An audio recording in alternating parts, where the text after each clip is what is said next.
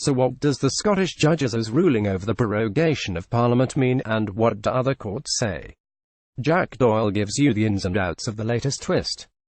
In our political sagaBy, Jack Doyle for the Daily Mail published 23:44 British Summer Time, the 11th of September 2019, updated 7:13 British Summer Time, the 12th of September 2019. What was the Court of Session case about? Boris Johnson advised the Queen last month to prorogue, or suspend, the parliamentary sitting from September 9. Following a meeting of the Privy Council, she agreed. The Prime Minister said this was a normal procedure before a Queen's speech, when a government puts forward legislation.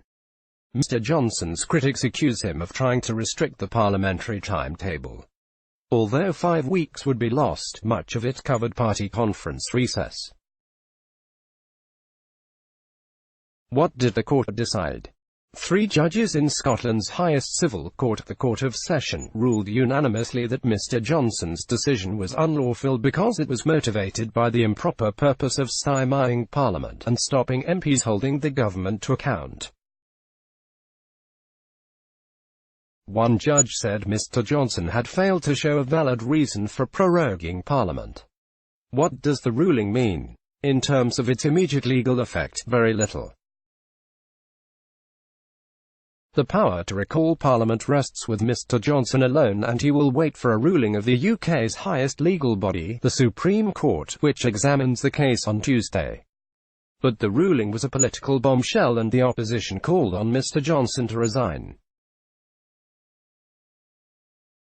Boris Johnson faces being left stymied by the latest court ruling over his prorogation of Parliament. What does number 10 say?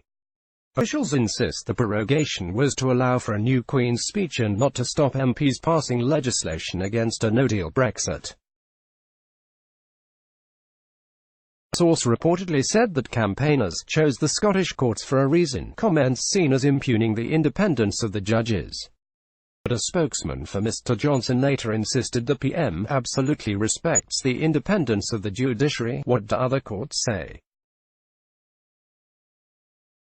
The High Court in London last week threw out a case based on the same arguments and brought by campaigner Gina Miller and others, including former Prime Minister Sir John Major. They ruled that the matter was non-justiciable because it was essentially a political question. Judges said courts should be slow to intrude into areas that were a matter for government. What happens next? If the Supreme Court finds against the government, the backlash would be fierce. Mr. Johnson would have been found to have acted unlawfully and come under huge pressure from his opponents to quit. There is no legal sanction, however. Let's block ads. Why?